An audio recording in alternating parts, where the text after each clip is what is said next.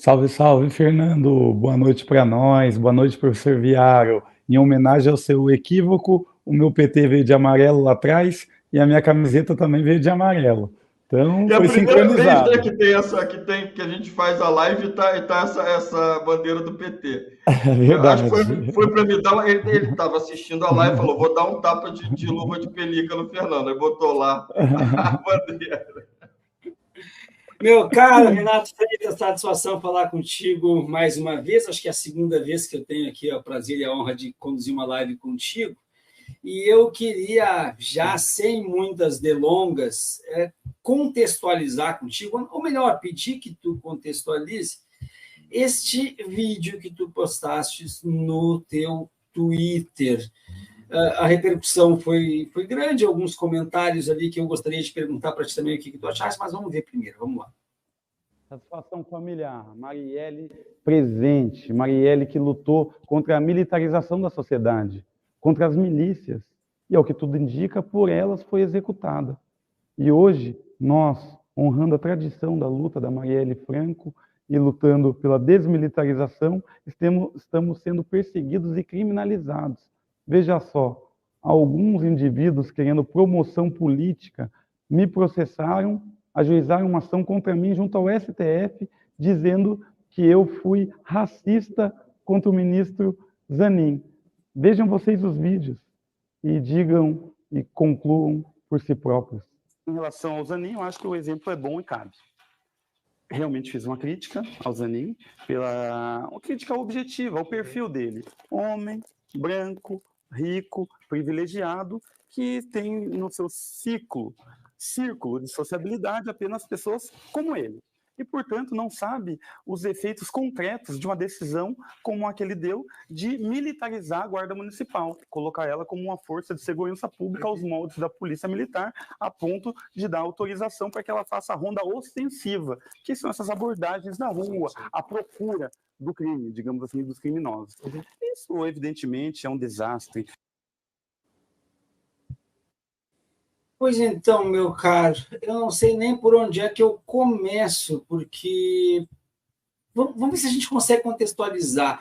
Entrar na justiça sob a acusação de que tu foi racista por ter dito do Zanin que ele é um homem branco de classe social elevada, etc, etc, etc. Como é que se fundamenta isso? Conta um pouquinho mais para nós de como que eles fundamentaram a acusação.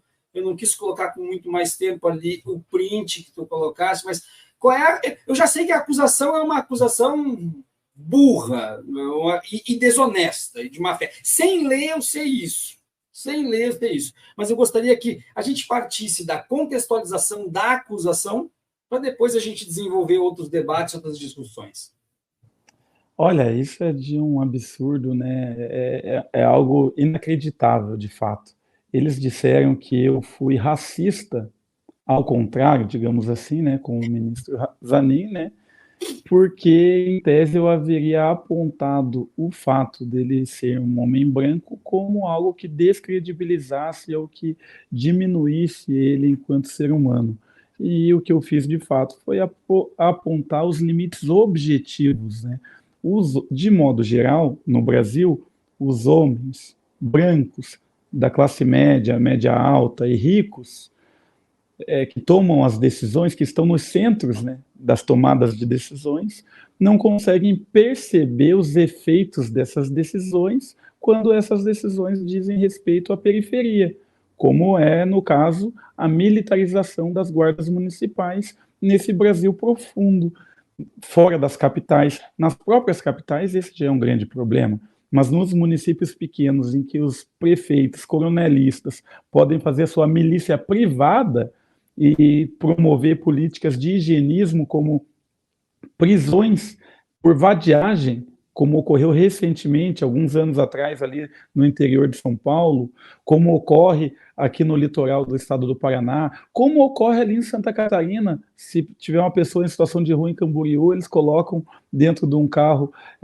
da Guarda Municipal, mesmo da polícia, e levam para outro município, para outro lugar. Esses arbítrios né, que expressam a vontade higienista dos prefeitos para vender uma cidade de cartão postal, agora tem a chancela, né, do ministro Zanin nesse processo de militarização da guarda. A crítica era essa, tão somente, não a figura dele, se ele é de bom caráter, mau caráter, ou os elementos subjetivos, não conheço ele, não posso avaliá-lo moralmente, avaliei enquanto uma decisão política, né, jurídica e política, e de repente pessoas que querem se promover às custas aí da discórdia, das falsas polêmicas, ao estilo MBL, ajuizaram uma ação contra mim, um deputado federal, Renaud Stefanes, o deputado estadual Tito Barrichello, da bancada da bala, e um advogado, que é a figura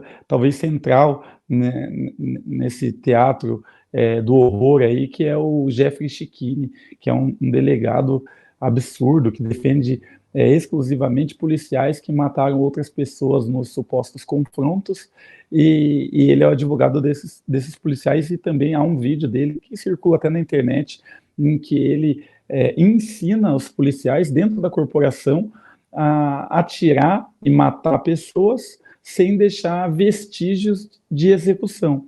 Matar as pessoas para que se entenda depois no tribunal do júri, futuramente, que se tratou ali de uma troca de tiros. E ainda ele fala bem assim, ó, eu entendo vocês, ipsis literis, eu entendo vocês, quem não tem tesão em dar um tiro bem no meio do peito do vagabundo, e não sei o que, sabe, você vê uma pessoa muito odiosa, né, e metida aí no que de pior existe, né, na banda podre da polícia.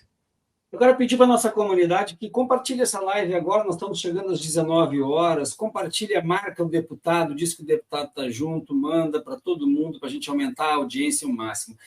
Renato, tu sabe que eu tenho um cuidado muito grande para sempre que eu vou entrevistar uma pessoa negra de militância política, eu não centralize a pauta apenas e tão somente na questão da negritude, porque acho que isso também fica aquela coisa do tipo, a legitimidade para falar só mesmo daquilo ali, mais ou menos como a deputada Érica Hilton diz que ela não está ali para falar apenas dos trans e tudo mais. Então, esse caso aqui, eu estou tratando essa questão contigo por ser uma questão de justiça, de uma denúncia, de um processo que é absurdamente ridículo e que vem na sociedade ao encontro de uma situação que a gente, em sala de aula, no meu caso, tenta bater sempre em cima.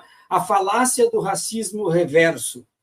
E eu cheguei a um ponto, meu amigo, em que eu costumo dizer para essas pessoas que eu não tenho a mínima possibilidade de fazer eles entenderem por que não existe racismo reverso, por uma questão muito simples, porque eu sou professor de séries finais do ensino fundamental e de ensino médio. Eu não sou professor alfabetizador, e o problema deles é de analfabetismo neste caso, nesta situação.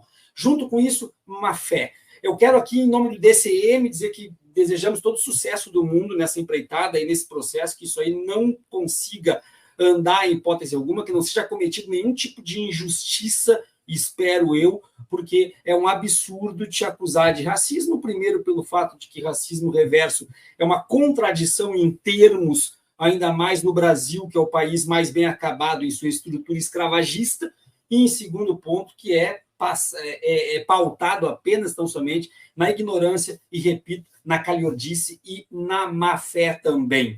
Olha, quero aproveitar... Só um parênteses que eu acho importante, é porque essa não é a primeira vez que eles me acusam de racismo reverso. Dessa vez eles estão ajuizando uma ação junto ao STF, por se tratar de um ministro, e querendo o Ibope, acredito que de tão infundada, não haverá uma consequência jurídica, né? Não para mim, né? Talvez para eles por litigância de má fé. Mas, recentemente, eu fui condenada por uma juíza que é, inclusive, amiga do Deltan Dallagnol, que, inclusive, condenou o Reinaldo Azevedo a pagar uma indenização para o Dallagnol numa das manifestações de opinião dele, nos programas online dele. E essa juíza pegou uma ação, recebeu uma ação, em que eu era o noticiado, que eu era réu. E essa acusação se fundamentava numa prisão ilegal, abusiva e racista que foi feita contra mim e contra um amigo meu na Praça do Basquete, numa praça 29 de março, enquanto a gente jogava basquete na quadra. O policial veio para fazer abordagem a um playboy branco, né, privilegiado, que mora nas redondezas daquela praça, que é de um bairro nobre, achou o rapaz estava fumando maconha, independentemente, né? Estava fumando maconha, só que o policial abordou ele, encontrou a droga com ele, mas deixou ele sentado ainda na grama, com a bicicleta dele, com a mochila dele, bem tranquilo, ouvindo música no foninho de ouvido, e veio até a praça, e veio abordando a gente de um jeito agressivo, falando que ia quebrar nossa caixa de som, falando que a gente não poderia estar ali, e ao ser questionado o porquê desse tratamento tão agressivo, se por acaso nós também não éramos cidadãos, foi a pergunta que eu fiz para ele, ele achou que isso era algum tipo de enfrentamento que caracterizava desacato à autoridade. Chamou o reforço, quebrou a nossa caixa, jogou nossa caixa no chão, quebrou, chamou o reforço e nos prendeu. Eu e meu amigo, eu já era vereador, por desacato. Saindo da delegacia, nós tiramos uma foto e dissemos, escrevemos embaixo, racistas otários nos deixem em paz, que é o título de uma música do Racionais MCs, uma música muito famosa, que ele fala justamente desse tipo de situação mesmo, então cabia muito bem. Por eu ter publicado nas minhas redes sociais, eles ajuizaram uma ação contra mim, e quem ajuizou a ação foi justamente esse mesmo, não esse advogado, Jeffrey Chiquini, mas as pessoas da banca de advocacia deles ali. E também pagos com dinheiro público a partir do gabinete do Tito Barrichello, delegado Tito Barrichello da bancada da bala. E essa ação absolutamente sem pé nem cabeça, chega a ser até, sabe, uma piada de mau gosto, foi acatada pela juíza, e a juíza me condenou em R$16 mil.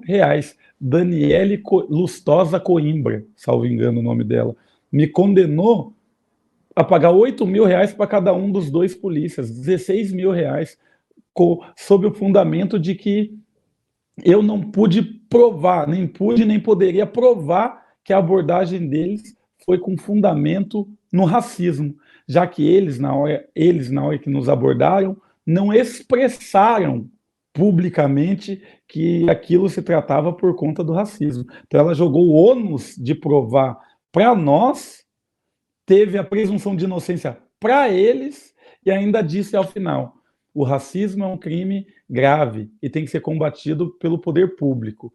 Entretanto, não se pode se valer da sua cor, raça, para cometer crimes. E por isso me condenou. Olha o nível do absurdo desse lawfare, dessa perseguição que eu sofro aqui em Curitiba, aqui no Paraná, né? Eu vou procurar esse fato, quero ver direitinho o nome dessa juíza também, para que eu possa me pronunciar de alguma forma em outro momento. Porque, Renato, isso, eu volto a dizer, isso tem dois fatores aí, tá? Tem o fator da má-fé e do racismo, evidentemente, e tem também a total ignorância, mas não é uma ignorância que absolva a pessoa que está sendo ignorante, não, de maneira alguma. É uma ignorância que culpa mais ainda, porque não buscam melhorar nesse aspecto. A pessoa que disser que para tu provar que foi vítima de racismo, a pessoa que bate na tua cara tem que dizer estou batendo porque não gosta da tua cor, essa pessoa está criando absolutamente a possibilidade de que um racista atue dentro de uma brecha de um discurso de uma juíza para que faça sempre assim, então agora eu vou ser racista, mas é só eu dizer que eu não sou racista e que está tudo pronto, está tudo definido. É o absurdo dos absurdos que acontece nesse país, que continua batendo na tecla de que um povo que foi escravizado por mais de 350 anos, um povo que não teve o direito de estudar, é importante frisar aqui para a comunidade do DCM, todo mundo que disser que é contra cotas raciais, lembra essas pessoas que nos anos 1830 até 1854, esse país emitiu decretos imperiais que proibiam pessoas negras livres ou escravizadas de estudarem e de circularem nos arredores das instituições de ensino. Inclusive, o decreto 1331/1854, da província de São Pedro, do Rio Grande do Sul, proibia todo negro, livre ou não, de circular nas proximidades das instituições de ensino. Ou seja, esse país criou, no seu século XIX, a partir do momento que começava o período abolicionista, 1830, cota para branco no percentual de 100%. 100% para branco por decretos imperiais. Então, eu quero, antes de mais nada, Renato, me colocar à tua disposição, porque eu, por ser homem branco, mestre em história da escravidão e pesquisador de Zumbi dos Palmares, eu consigo entrar em espaços onde não querem, infelizmente, ouvir pessoas negras. Não querem, então eu entro e cumpro o meu papel, e é por isso que eu sou escalado, inclusive, pela liderança do Movimento Negro do Rio Grande do Sul, para cumprir esse papel de palestrante, de formador e, inclusive, de militância, porque tem espaços que aceitam ouvir de mim, embora fiquem irritados e me chamem de branco traidor, mas não aceitam ouvir de negros esse tipo de situação. Então, queria deixar isso bem claro e dizer que é com muita raiva, incômodo e ojeriza que eu sinto por esse sistema judiciário quando trata da questão étnico-racial sem ter a mínima noção de que, com o que está tratando. Eu peço desculpas por ter me alongado, porque o entrevistado aqui é o Renato, não sou eu, mas eu precisava fazer esse desabafo para que a gente possa, de alguma forma, entender de uma vez por todas que branquitude não é identidade, branquitude é espaço de poder, negritude é identidade. E eu tenho que usar o meu espaço de poder, pelo menos aí sim, de forma reversa, para servir um pouquinho para combate a essas injustiças. Meu caro, tu fica à vontade para falar e contribuir no que tu quiser, mas eu quero girar aqui a nossa pauta de hoje e dizer para ti que nós tivemos, nas últimas horas, ontem especificamente, mais uma proeza, então, de jovens do MBL, do Movimento Brasil Livre, né, que, então, invadiram a reitoria da Universidade Federal do Paraná, usaram um spray de pimenta, agrediram uma aluna e uma funcionária e depois tomaram um pau, desculpa o termo, dos alunos. E aí começa a discussão, então, de se é justo, se não é justo, se eles estão fazendo uma manifestação digna, que tem que ser respeitada, que não podiam bater neles, etc, etc. Eu quero acompanhar aqui junto com todo mundo e depois eu quero te ouvir também. Drummond, tu me disse se eu posso colocar com volume ou tem que ser sem volume? Drummond? Depende. Tem música? Não, é volume deles. Então pode colocar volume, pode colocar. Então vamos com volume.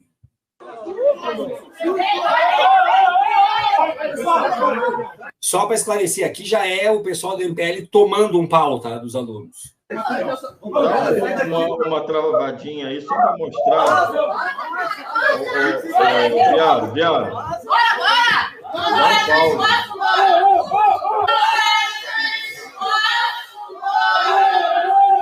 Diga. Não, era mais para o início. Olha que ironia do destino. Lá no início, se vocês podem ver a Noite Estrelada de Van Gogh. Olha aí. Aqui, ó. Não, já pode um pouquinho mais. Para aí. Debaixo do braço desse que está aí, a Noite Estrelada de Van Gogh, né? Um quadro que foi pintado dentro de naquela época, hospício, era a visão de Van Gogh. Nada mais simbólico do que o MBL nesse momento. Eu vou pedir para o nosso chat que não se manifestem a hora que apareceu o sujeito do MBL tomando um soco na cara, tá? Nós não estamos aqui para aplaudir esse tipo de coisa. Não se manifestem.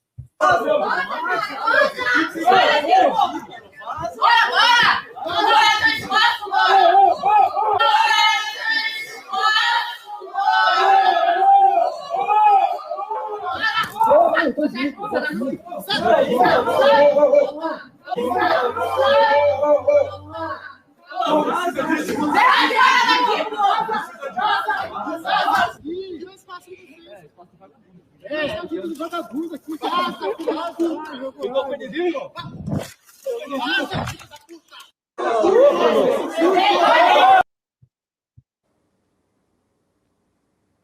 Então, meu caro Renato, esse é o registro que a gente tem. Eu quero saber de duas coisas, se tu tem como nos falar qual é a repercussão disso no meio político, se teve repercussão, se não teve, no Paraná, se teve ou não teve, e como é que tu vê mais uma atitude do MBL sem que haja nenhum tipo de freio para isso, porque já está mais do que claro que é o modus operandi deles, né? Eles vão para as universidades e a justificativa deles é que eles vão para fiscalizar. Essa é a justificativa deles, são eventos de fiscalização de como que está sendo conduzida a universidade pública no país. Eu queria te ouvir sobre isso. Olha que interessante, porque essa invasão aí à reitoria, essa tentativa de criar polêmicas para ganhar ibope, curtidas, views, já que a discórdia, sabemos, dá muito mais engajamento nas redes sociais do que a concórdia, do que os consensos, do que o entendimento entre as pessoas, né? Todo mundo quer ver polêmica. E isso começou no fim de semana passado, inclusive, infelizmente, comigo, e inclusive envolvendo esse advogado que eu acabei de falar e que ajuizou essa ação contra mim no STF. Foi esse advogado e mais 3 ou 4 representantes do MBL até a universidade, essa mesma, lá na reitoria, porque estava havendo um evento em que eu fui convidado, organizado pela rede Nenhuma Vida a Menos, uma rede que é composta por mães de jovens que foram assassinados pela Polícia Militar, pela Guarda Municipal. E estávamos lá falando sobre a desmilitarização da sociedade como um todo, mas obviamente também das polícias, né? E ele foi lá e tentou, sabe, distorcer as palavras, falar, não, que vocês querem o fim de todas as polícias, isso nunca vai acontecer, e o policial também tem mãe, e o policial que morre ninguém lembra, aquelas falácias todas que são utilizadas por eles para criar uma espécie de unificação no campo à direita, para que eles ganhem força e esses conflitos tenham algum tipo de resultado no poder, nas urnas. Não tentaram pautar a semana a partir disso, um pouco, infelizmente, conseguiram, devo admitir. E, aproveitando que eles estavam pautando a universidade, teve nota da reitoria, teve reportagem nos principais jornais, eles voltaram à faculdade depois e foram até o Centro Acadêmico de História, sabendo que as pessoas que sabem o mínimo de história não são da direita, muito menos da extrema-direita como eles, e logo eles teriam um campo fértil para o conflito. Mas não o conflito no sentido de debate de ideias. Eles não foram lá para debater algum entendimento, alguma concepção, alguma produção intelectual. Eles foram lá tão somente para provocar, para dizer que ali só tinha vagabundo, comunista, que tinha orgia, que tinha uso de drogas, essa coisa caricata, e com o celular na mão, esperando apanhar. E quem planta vento colhe tempestade, né? Tomaram uns tabef ainda, né? Mas coisa pouca ali, dá para ver ali que foi só uma massagem, né? Mas essa política de criar polêmica, essa política vazia da produção da discórdia, se aproveitando do ambiente polarizado para, de algum modo, se alavancar, as eleições municipais se avizinham, né? É ano que vem. Então, isso tudo é com vistas nas eleições municipais. Eu espero que essas pessoas aí tenham as respostas que elas de fato mereçam e que nós tenhamos também maturidade para deixar o rei nu.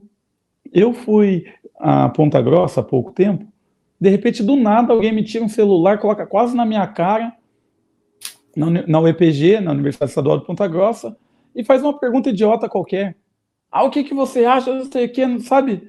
E daí eu já olhei e eu vi, né, que é um MBL, né, um protótipo, e eu disse, olha, eu sou absolutamente contrário a esse tipo de política vazia que aposta todas as fichas nas polêmicas ou na agressividade retórica, como você está fazendo, ou mesmo na má fé intelectual, para que depois esse vídeo vá até a internet e as pessoas acabem comentando pelo conflito gerado, pela falsa polêmica. Eu sou contra isso, então se você quiser discutir política pública, fiscalização, projetos, você vai me encontrar como interlocutor. Se você quiser alguém que seja coadjuvante desse espetáculo deprimente, não vai ser comigo. Então, ele parou na hora, porque ele ouviu que não queria. Desligou o celular, colocou o rabinho entre as pernas e saiu. O João Bétega, mesma coisa ali na rua 15 de novembro, justamente numa manifestação em favor dos familiares que estão em luto por terem perdido seus entes queridos.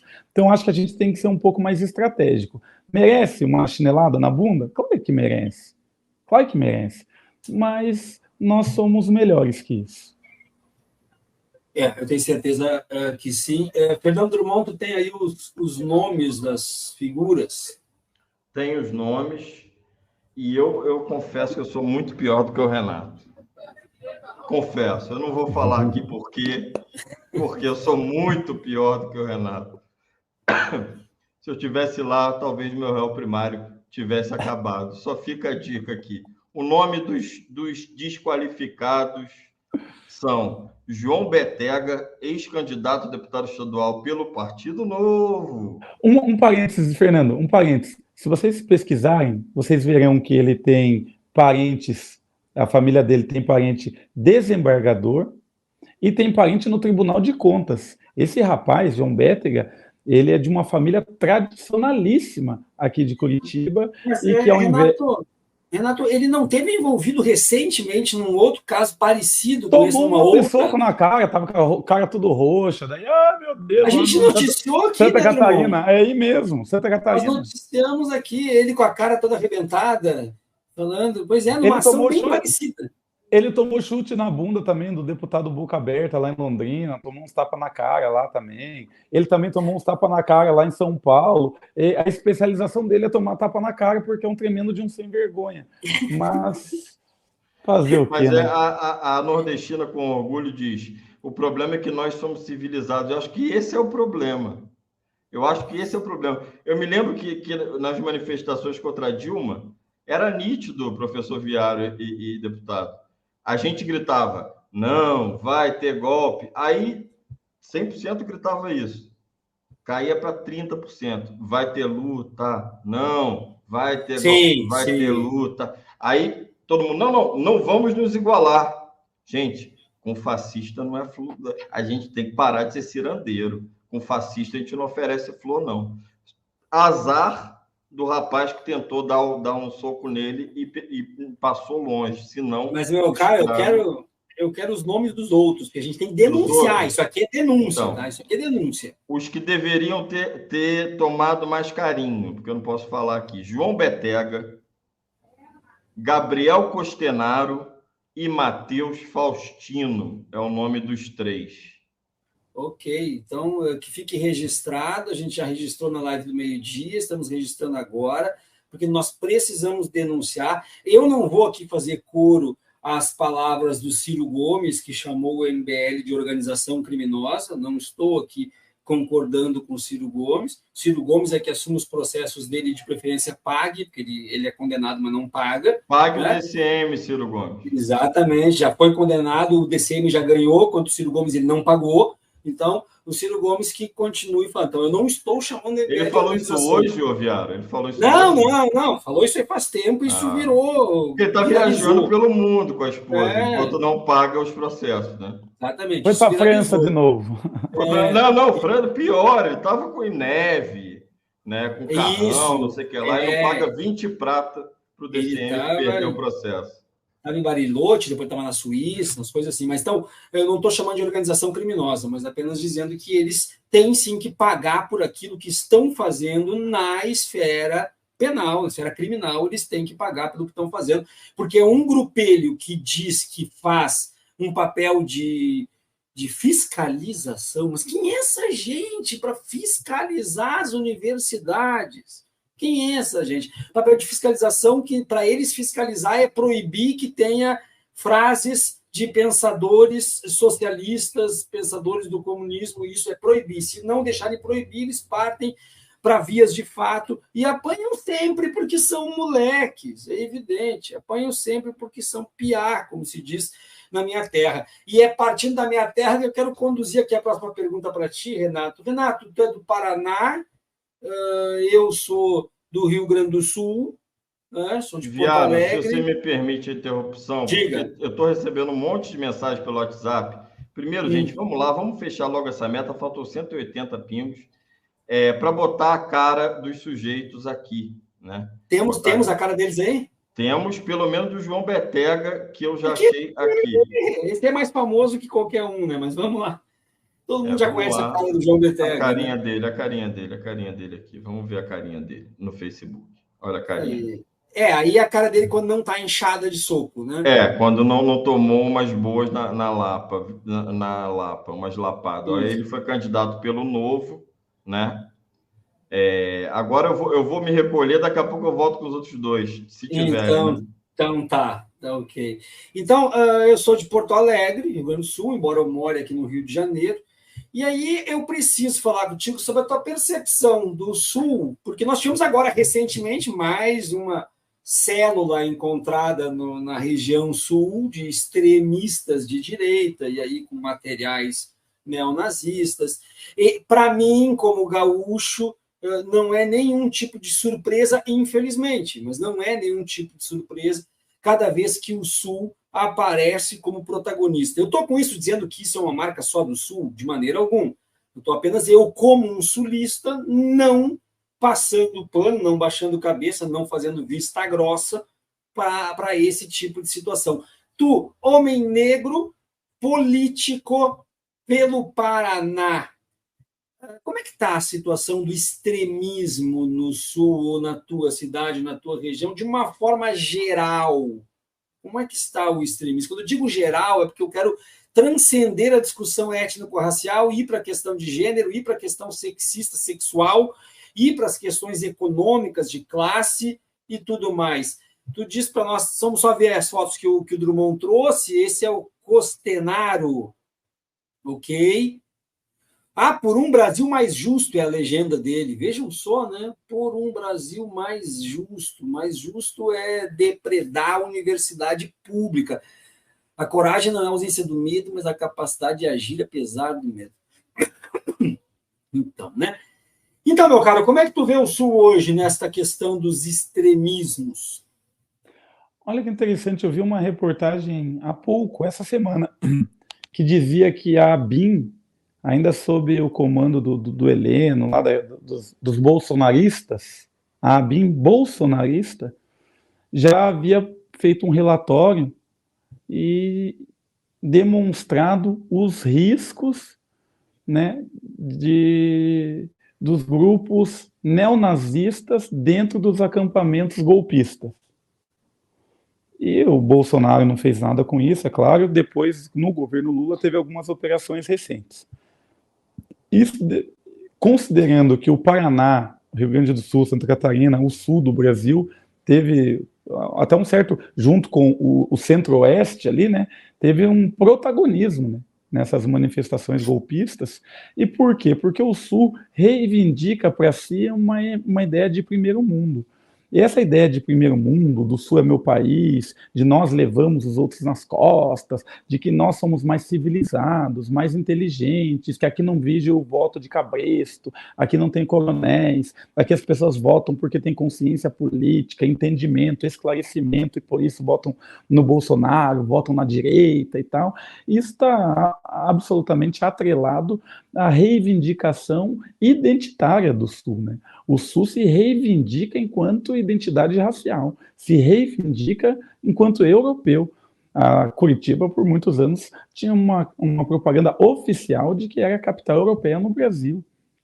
Smart City, que aqui era capital ecológica, que aqui as coisas eram o primeiro mundo, uma cidade de primeiro mundo, que é o primeiro mundo? O primeiro mundo é a Europa, os Estados Unidos, né? Essa é a referência que nós temos da ideia de primeiro mundo.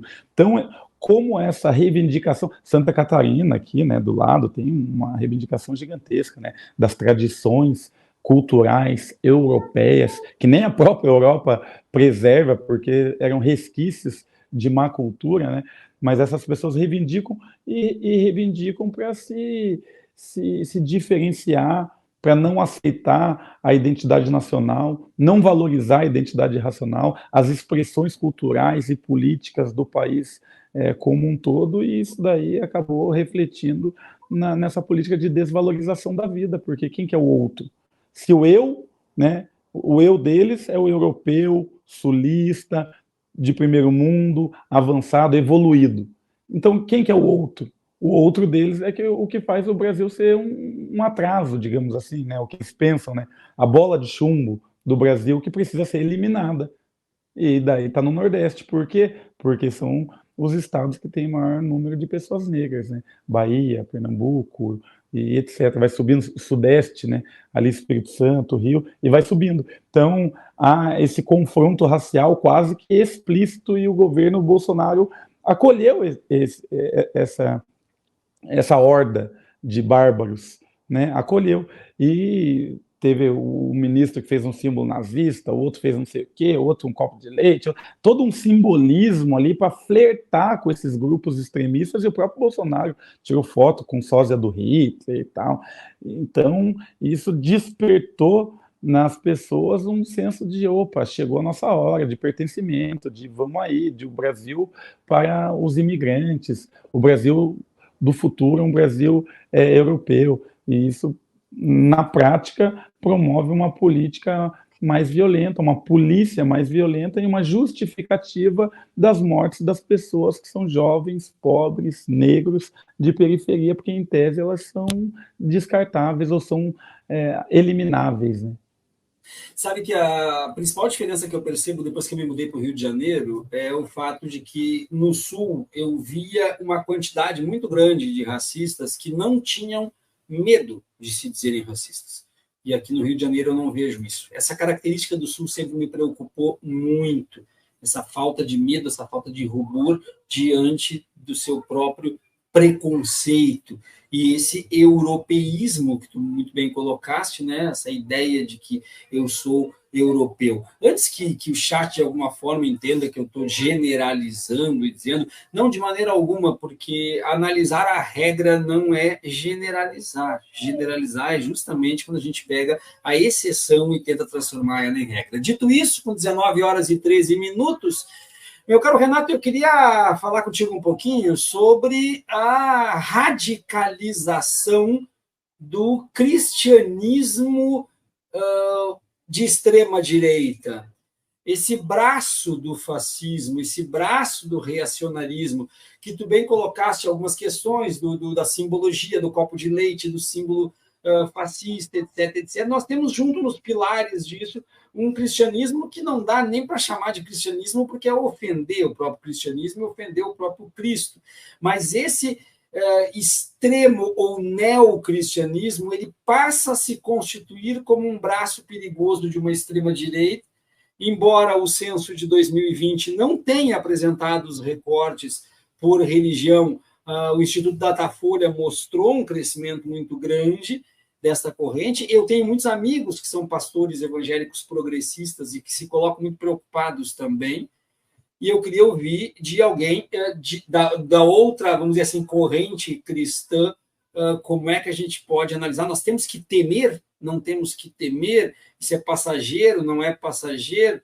Essas marchas, esses encontros, como tivemos recentemente aqui na Marquês de Sapucaí, perto da minha casa, com nomes como Malafaia, que já começam a ser vistos agora pela PF, pelo STF. Como é que tu tem medo deste pseudo-cristianismo e seu poder? Olha, infelizmente sempre existiu, né? Desde que o Estado romano fez do cristianismo a sua religião oficial, a hipocrisia religiosa tem dominado, mais ou menos, de acordo com o tempo. As próprias reformas protestantistas aí, né, Lutero e todo o pessoal aí nasceram justamente de cenários em que a hipocrisia religiosa chegava a níveis absurdos, né, de mercantilização da fé, e hoje nós vivemos exatamente esse momento, e esse momento, acredito eu, está grávido de um futuro religioso possível, e nós seremos os parteiros. dessa verdade que irá nascer dessa lama, desse lamaçal religioso. Porque está escrito também que esses são os tempos, né, dos falsos profetas, dos maus pastores, que serão reconhecidos pelos seus frutos. E quais foram os frutos do bolsonarismo, se não a morte? Qual foi o slogan do bolsonarismo? Não foi a promoção da vida humana, da vida em abundância. O slogan dele foi de que bandido bom era bandido morto. Ele já reivindicava uma morte, a possibilidade de matar alguém, a sede de matar alguém. E a própria verdade, né, que ele se escorava, se escondia atrás de versículos bíblicos dizendo: conheceis a verdade, ela vos libertará, e depois, logo depois, você descobriu que o gabinete do ódio era nada mais, nada menos do que uma fábrica, né, de produção industrial, em ritmo industrial de mentiras, a partir de robôs e etc.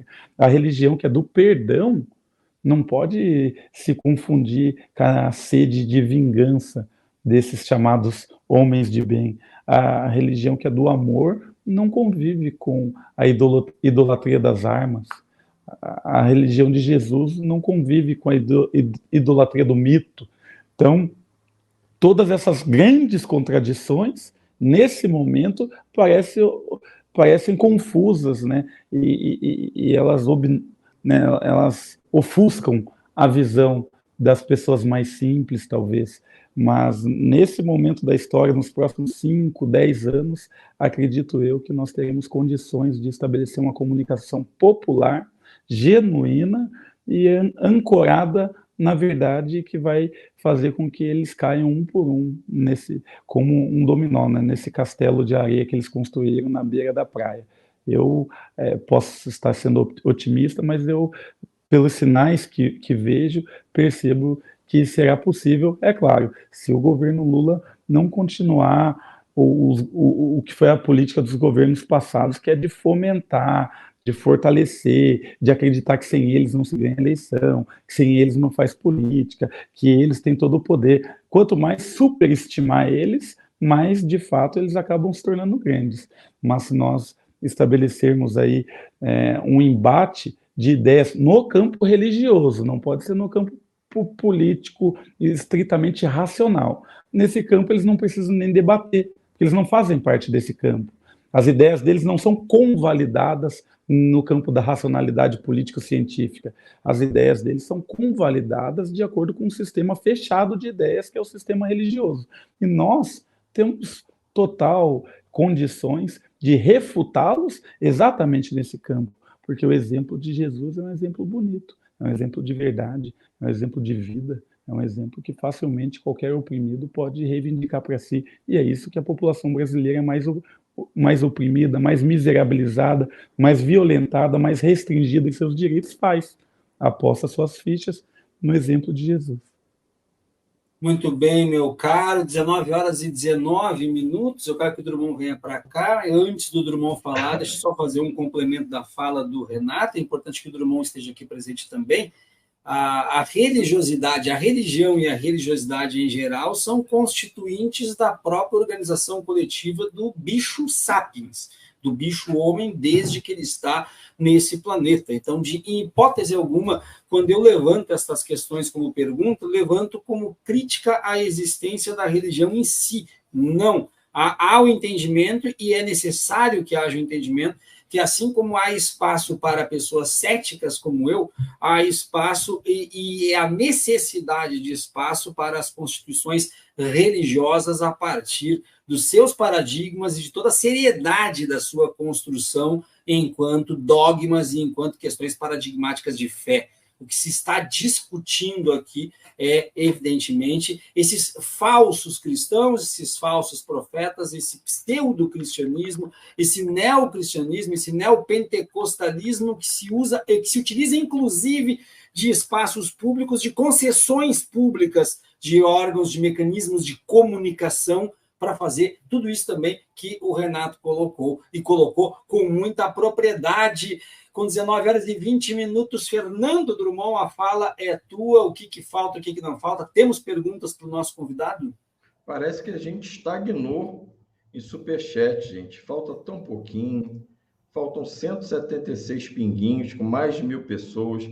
Vamos pingar 99 centavos cada um, que a gente bate logo essa meta. Eu fiquei devendo a foto do terceiro, aquele que tomou a aguada, deputado Iviar. Está aqui, ó. Olha a cara do cidadão. Olha a cara do cidadão. Bora, Kim, conte com o meu apoio. Assim, bom, eu vou ficar calado, gente. O Renato é muito mais evoluído que eu. Vamos lá. Eu sou a única coisa que eu posso dizer. Porque nos meus tempos, Renato, eu fiz Universidade Federal do Estado do Rio de Janeiro. Nos meus tempos, se esse cidadão aparece e faz isso lá, meu amigo, aquele soco não capava, não. Se eu te falar, Fernando, que eu fui protagonista de um dos maiores episódios de violência na Faculdade de Direito, na centenária Faculdade de Direito da Universidade Federal do Paraná, você não acredita. Mas, enfim, né, coisas da vida, né? Mas justamente por conta de pessoas como essa, né? Chegaram lá, rasgaram um cartaz do Dia da Consciência Negra, falaram que no tempo deles não tinha essas macaquices, e quando eu fui confrontá-lo, só no olhar, os polacos já tiraram o relógio, como quem diz, vem para a briga, e eram uns caras grandes, né, digamos, bem alimentados, né, e daí, né, eu já fiz um boxe, já fiz um Muay Thai na minha vida também, né, então cheguei, já pendulei, já dei aquele primeiro, daí o cara já foi caindo, já deu um segundo, já bati um pênalti, já tirei o Bebeto e o Romário do cidadão, então foi uma situação, assim, difícil, assim, que acontece, né? Mas hoje em dia, todas essas brigas e esses grandes conflitos que eu tive na minha vida, pelo menos me vacinaram para que eu tenha mais paciência e tranquilidade nas tomadas de decisões em momentos que podem envolver sangue, né? Então, não é que eu sou evoluído, talvez só fiquei mais calejado. Não, porque eu sou mestre na arte de fujitsu, né? Eu bato e fujo. Ainda mais se o cara for maior que eu, né? Que é difícil, porque eu tenho 1,83, então é difícil. Mas eu bato, eu dou uma porrada e fujo. Né? Quando eu tinha 2 neurônios e achava que futebol era a minha vida, fiz muito isso, né? Eu via que o cara era mais forte, eu batia e dava no pé. Né? Enfim, vamos ler aqui. Agora caiu, hein? Caiu, faltam 164 pingos. Eu tenho certeza que vocês vão colorir em homenagem ao queridíssimo Renato Freitas, do PT, do Partido dos Trabalhadores. Verônica Nascimento, esses 4% foram na Bahia, após 8 anos linear. É pior ainda, né? Porque é o governo do PT. Aí é mais triste. O governo do PT há mais de 20 anos. Ângela Michalak, grande Renato, estamos com você, força. Valéria Elias, querido Renato, qual o segredo da sua serenidade? Rivotril, yoga ou reza? Ou as 3? Obrigado por sua determinação e resiliência, que você chegue à presidência. Você falou um pouco, né, agora, né, que é muita luta, né? Eu mostrei até uma foto aqui, depois eu posso te mandar, meu de recordação. Eu tenho os 2 dentes da frente aqui quebrados. Poderia até te mandar para você colocar online aí, ia ficar engraçado. Eu tenho os 2 dentes da frente aqui quebrados. Eu tenho o meu nariz, meu nariz é quebrado também, ele é pro lado, para cá.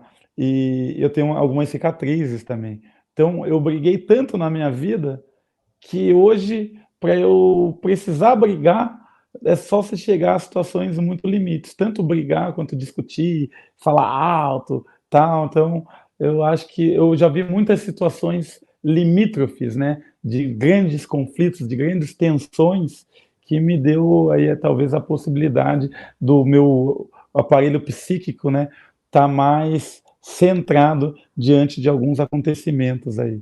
Então, eu acho que a acho que é idade isso. também, Renato, eu acho que a idade também, porque todo Verdade. mundo chama o Renato de garoto, e talvez isso seja, Viaro, uma das causas, você que é muito mais especialista, eu não sou especialista, mas talvez a inveja seja também um dos requisitos do racismo, né?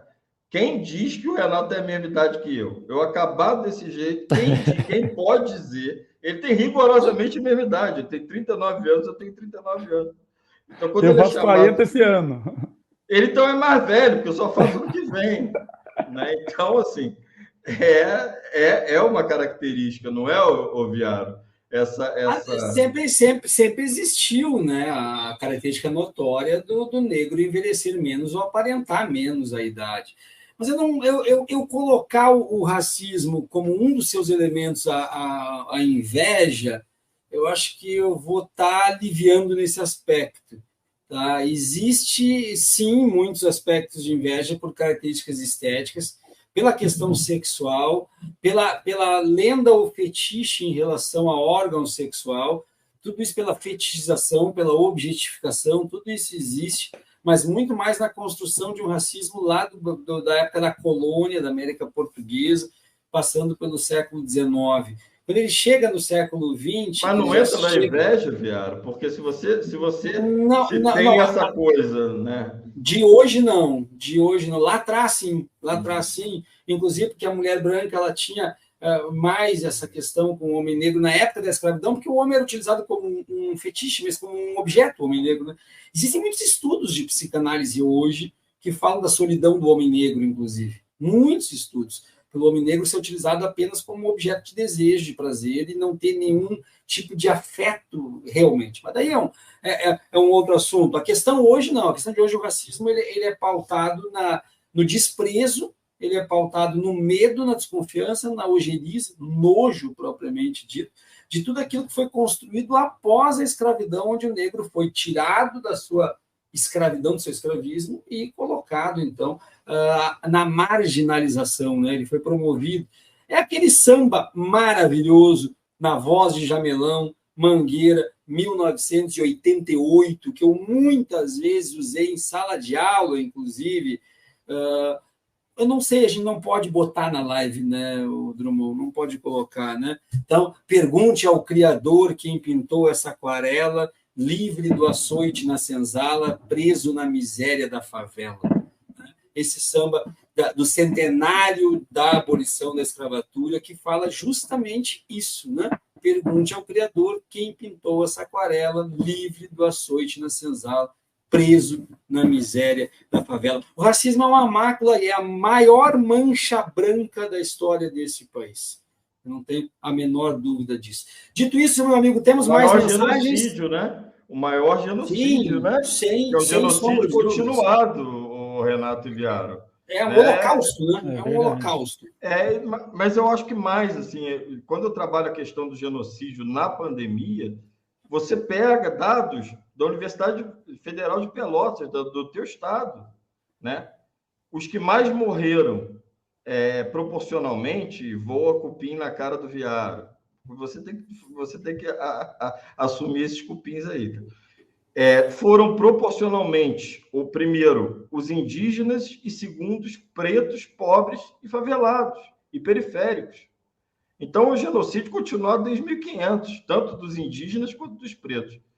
Olha, a galera está aqui, Gal chegou aqui, parabéns por chegar ao terceiro neurônio, Fernando, obrigado, porque realmente brigar por futebol é de uma imbecilidade atroz. Drummond, o Paulo César Adriano Lugero aqui no chat colocou Kizomba. Kizomba foi o samba campeão de 88, na voz de Martim da Vila, que tem a frase que está tatuada no meu braço aqui, valeu zumbi, né? Tá aqui, que é a grande Kizomba. O samba da Mangueira não ganhou o carnaval, mas é a maior aula de abolição da escravatura, e pelas curiosidades do carnaval carioca e de suas idiosincrasias, em 88 o carnaval desconstrói toda a falácia em torno do nome de Princesa Isabel, para em 89 a Imperatriz Leopoldinense ser campeã com liberdade abre as asas sobre nós, exaltando a Princesa Isabel. Então, num ano se diz a verdade, no outro, que é da proclamação,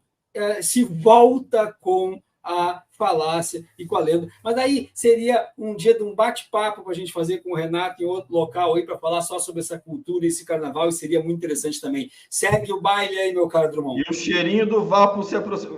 Renato, o vapo é que a gente faz o sinal do vapo, né? Como quem começa isso é o Gerson, depois a Cristiane da seleção brasileira, o próprio Coringa, né, que é o meu anti-herói favorito, né, que ele quebra o sistema, né? Ele não esse último filme, mas a ideia dele é a anarquia geral, queimar dinheiro, enfim, e ele faz o Vapo. Então a gente faz o Vapo aqui de brincadeira. O Vapo se aproxima, faltam R$ 35 para o Vapo. Vamos continuar lendo aqui. Luiz Delcides, tive uma aluna que prestei consultoria e mesmo desenhando para ela que não existia o kit gay, ela virou a cara para mim porque eu fiz o L na urna. Sandra, é difícil ler isso, né? Sandra Alexandre, boa noite, apoio o Renato, continue na luta. Tem duas perguntas que eu vou deixar para o Renato responder. Maria José Teixeira, Renato, sou sua admirador e sofro com cada injustiça contra você e a juventude negra. Meu desejo é que você seja deputado federal, senador e tudo que você quiser. Força! Já estou aqui, espero que vocês lembrem. 2023, toda live que eu faço com o Renato, eu falo, vou votar no Renato para presidente da República ainda, vou fazer campanha, não esqueçam do que eu estou falando, porque esse cara é diferenciado. R$ 30 para o Vapo, o socialista mestiço manda. Se o Estado não for para cima dessa gente fascista, para provocar medo mesmo, tipo medo de morte, como aconteceu nas pós-revoluções da Rússia e da França, eles não recuarão. A bronca é quando o judiciário é fascista em 80%. Eu acho até que o socialista mestiço está sendo bondoso com esse número aí. Em tempo, mais uma ajuda por uma grande live do meu dileto camarada Renato, que me dá orgulho de ser brasileiro, nos dá extremo orgulho de ser brasileiro. Vamos lá, o Vapo está se aproximando. Luiz Júnior, Renato, agora é o Roda Viva. Renato, não o Roda Viva, essa merda que está lá. Renato, como você encara a omissão do PT paranaense defender você? Olha, eu vejo que teve algumas iniciativas de aproximação. Eu também, na verdade, eu protagonizei, né, esse esforço de aproximação, porque quem não pode errar é nós, quem está isolado é nós, e Vapo, chegamos lá. Não, faz o Vapo, porque o Ismael está assistindo, ele vai fazer o corte. O Vapo já se tornou...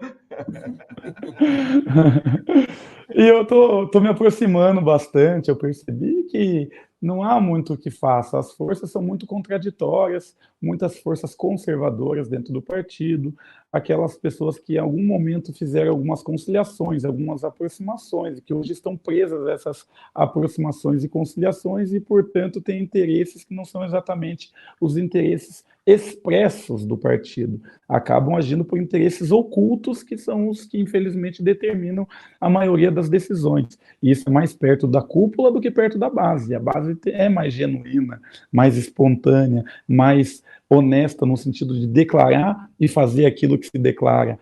E aqueles que estão mais comprometidos com o poder têm mais dificuldade nesse sentido, e eu percebi que eu fui, naquele momento da igreja, da cassação, eu fui sacrificado em nome da eleição federal e tal, e depois disso eles teriam, em tese, que assumir e reaproximar, dizendo, foi mal, erramos e tal. Só que esse negócio do foi mal, desculpa e tal, isso é para pessoas muito grandes, né? A gente não tem que ter essa expectativa das pessoas, né? Não na política. Então, eu estou nesse esforço de conversar com um, conversar com outro, para que eu me integre ao partido, e o meu objetivo é um dia ter um agrupamento dentro do partido que eu consiga tomar as decisões, ou as pessoas que sejam, né, do nosso perfil, né, pessoas de periferia, pessoas pretas, mulheres, trans, né, LGBT, pessoas que de algum modo sofrem opressões de forma permanente e que tenham um pouquinho, pelo menos, da régua, né, do termômetro, da urgência das transformações. Isso daí é que vai garantir o caminho escorreito do partido. Enquanto isso não chega, a gente vai costurando. Então, não sei, não respondi nada, talvez, né? mas de alguma forma responde tudo. E é vapo mesmo, confirma a Marília aqui. Eu tenho certeza que neste momento o Ismael, o homem das placas, já está fazendo o GIF do Renato fazendo o vapo aqui, que tem se tornado mundialmente conhecido. Há um pedido, né? Carlos Alberto Iada, ao suporte to Mr. Renato Freitas. Muito obrigado, Iada, que passou o vapo. O Sandro deixa a gente com uma pontinha de inveja. Só lamento, Brasil. Renato Freitas é de Curitiba. Curitiba tinha que ter gente boa, né, gente? Também estava demais. Ele vai ser nosso prefeito e vai ser eleito ano que vem. Aí ele ainda bota aqui. Faz uma pressão para o PT lançar logo a candidatura do Renato para prefeito. Se depender de mim, já está lançado, né, viado? Já está pré-lançado, lançado, já está no foguete que não tem ré. A gente está perdendo tempo. Ele é o único que pode ganhar. E aqui a última pergunta do Júlio César Beraldi. Renato, esse processo não é para te jogar contra o PT?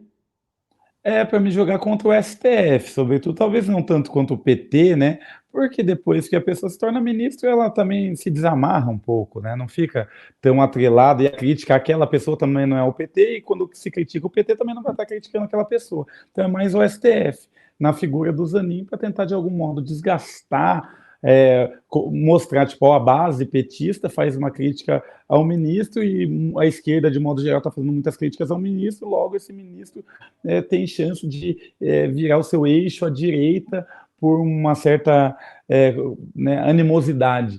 Mas eu acho que isso não talvez seja a tentativa deles, mas é primária, né? Uma tentativa muito tola de levar a cabo um plano como esse, e o Zanin também não nasceu ontem, né?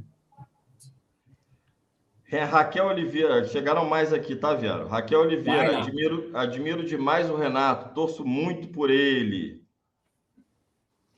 Luiz Júnior, essa história é legal de São Bento. Deixa eu passar aqui para o Rodrigo Spiegel. Renato, vejo em você o mais legítimo representante dos que parecem esquecidos num canto, sem voz e representado. Concordo com o Fernando, quero votar em você como presidente. Força.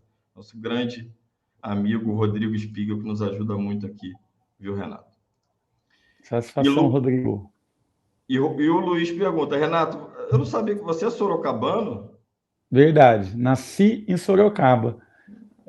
Nasci em dezembro, já em janeiro, fevereiro, eu já estava na Grande Curitiba, já, né? Porque eu tive essa experiência, né, de eu ter nascido, meu pai ter sido preso nas estradas do Paraná, e daí a gente já veio, fui inclusive registrado já num cartório ali em Curitiba, ao lado do antigo presídio do AU. Então eu morei na região metropolitana de Curitiba um bom tempo, até 2000 e pouquinho, e daí depois vim para Curitiba. E você torce para o São Bento, não? Nunca conheci Sorocaba, por incrível que pareça. Não conheço nenhuma rua, não conheço nenhum endereço, não conheço nenhum comércio. Eu não conheço, infelizmente, a cidade. É isso, Viaro.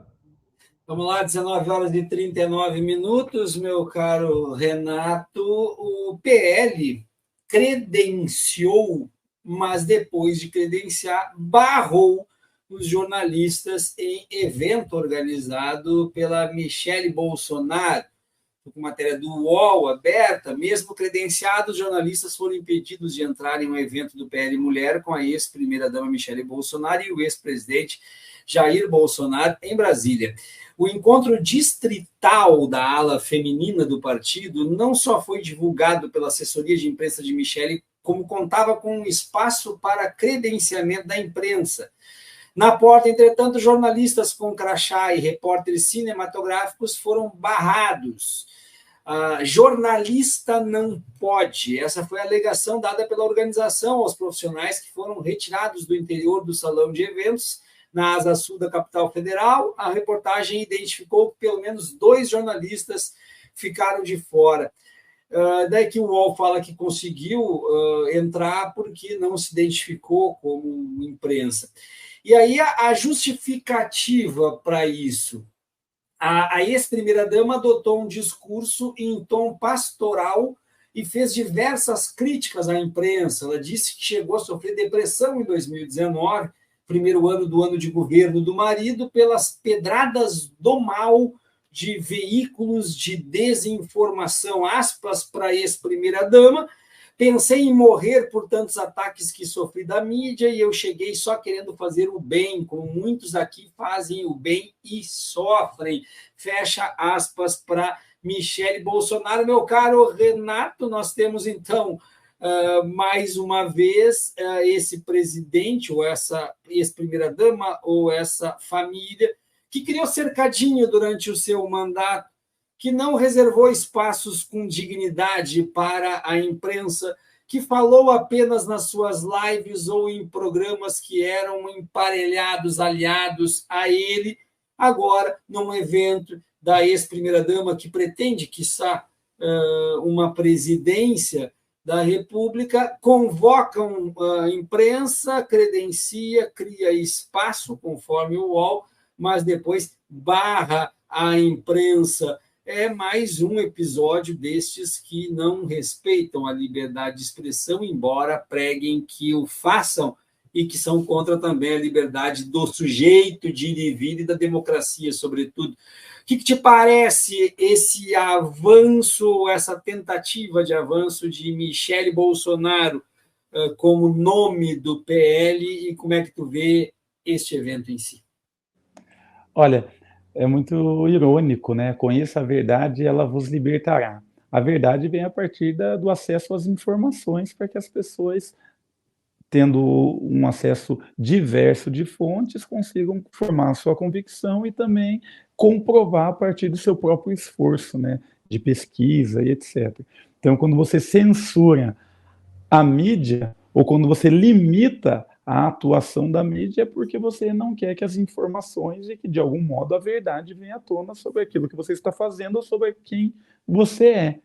E é exatamente isso que nós estamos vendo, porque quanto mais se sabe quem é Michele Bolsonaro, mais as pessoas deixam de confiar nela, né? Inclusive dentro da própria base bolsonarista, depois dos escândalos das rachadinhas, dos cheques de origem, né, obscura, do escândalo das joias, das mentiras, e também da informação que já se sabia da Michele, que ela se relacionou antes do Bolsonaro com diversos caciques da política em Brasília, e que ela nunca foi um exemplo de varoa, né, um exemplo de alguém que fala em línguas, de uma religiosa tradicional, rigorosa, como ela tanto tentou passar para as outras pessoas. E em relação às pretensões políticas dela, ela está querendo surfar no bolsonarismo porque ela tem esse vínculo, né, de proximidade, que é o fato dela ter sido a primeira-dama,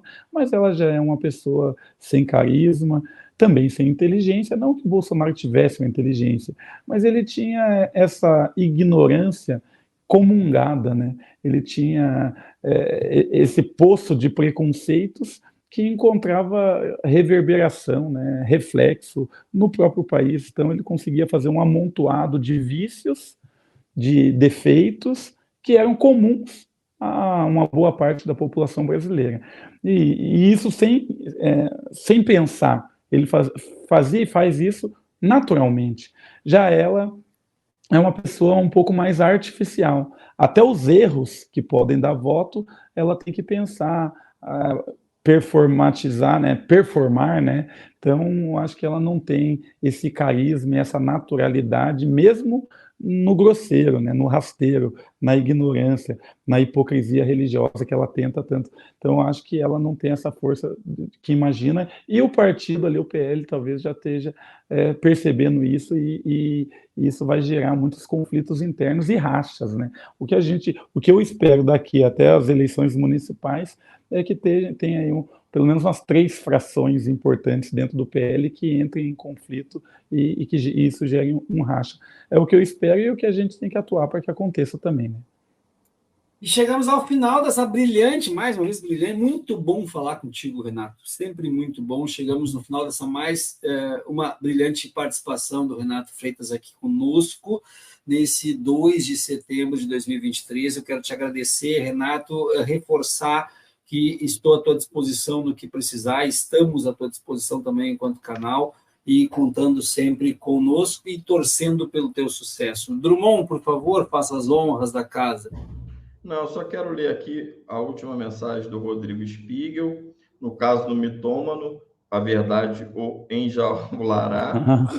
E o Evaldo perguntou como é que está o caso do Carrefour. É isso, Renato. Muito obrigado por ter atendido tão prontamente e faça as considerações junto com essas duas questões. Com a outra questão, né? Eu agradeço sempre o convite, eu sempre me sinto muito em casa, fico muito confortável, aqui vocês dão espaço, eu falo qualquer coisa, sempre tem essa liberdade, então agradeço. E isso só demonstra a necessidade, né, da mídia independente. Então, por isso, pessoas façam o vapo acontecer. Importante, importante. E sobre o processo do Carrefour, infelizmente, né, mais um processo, ainda não fui condenado, mas ao que tudo indica, eu posso ser condenado, e isso daí pode ter efeitos muito graves, né? Dependendo do tipo de condenação, quais os crimes que eles acham tipificarem, né, numa condenação, eu posso, inclusive, ou perder um mandato, se transitar em julgado, ou me tornar inelegível já num próximo pleito eleitoral. Então, isso demonstra o que eles hoje chamam de lawfare, né? Essa perseguição via judiciário. Sofri muita perseguição pela polícia, pela guarda municipal, antes até da minha vida política, só por eu ser quem eu sou, só por eu vir lá do fundão das periferias da região metropolitana para acessar o centro da cidade, onde tem espaço de lazer, de cultura, onde ficam as decisões políticas, onde tem a riqueza, onde a riqueza circula, onde ela é produzida, e isso já foi o suficiente para ver esse limite, esses obstáculos que as forças de segurança impõem a nós, negros e pobres. E agora... E tentaram, no início dos meus mandatos, também fazer essa perseguição via polícia, né, via as armas. Não conseguiram e agora fazem via poder judiciário. Fizeram via poder legislativo também, né, fui cassado na Câmara dos Vereadores. Tem vários pedidos de cassação hoje na Assembleia Legislativa, e como esses dois métodos ainda não se demonstraram suficientes para me censurar ou me retirar da vida pública, eles vieram agora com essa terceira frente, que é a frente judicial, que é uma frente muito difícil de ser combatida. Vou recorrer para quem, se não o judiciário? Então, estamos meio na mão do judiciário, espero que essa ação do Carrefour aí não tenha um fim trágico. Se houver um fim trágico aqui também no Tribunal de Justiça do Paraná, porque não veio, ainda não fui condenado, espero que o STF olhe com olhares democráticos para essa ação, republicanos, e perceberá que haverá uma perseguição. Mesmo que caia na mão dos Zanin, espero que ele olhe com muito carinho e republicanismo, né? Olha, o Viário, só posso, se eu puder aconselhar o Renato, não se aveste, não, como diz nossos irmãos nordestinos. A oficial de justiça aqui do Rio, no outro dia veio me entregar uma intimação, ela virou e falou: ué, você, se eu soubesse, eu não tinha perdido tempo, tinha mandado para o WhatsApp. Né? Então, a gente já está acostumado com o processo, que a gente está na luta boa contra as lawfare que a gente sofre dia após dia. Muito obrigado. Meu futuro prefeito, que seja, como o pessoal pediu, mas futuro presidente da República. Viário.